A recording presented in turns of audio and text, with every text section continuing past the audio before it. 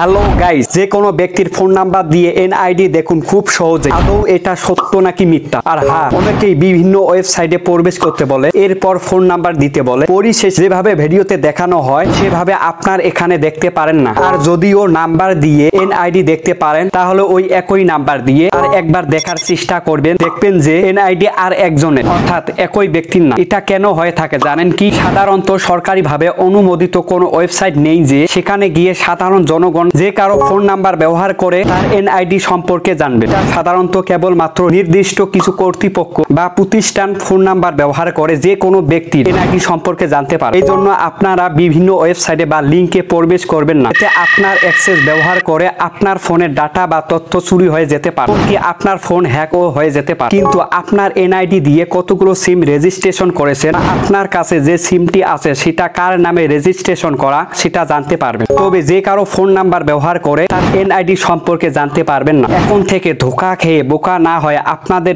মূল্যবান সময়টুকু এই পথে নষ্ট করবেন না। আর এইরকম নিত্য প্রয়োজনীয় সমস্যার সঠিক সমাধান পেতে চ্যানেলটি সাবস্ক্রাইব করে রাখুন। আপনার মতামত কমেন্টে জানাবেন, লাইক ও শেয়ার করতে ভুলবেন না। ধন্যবাদ।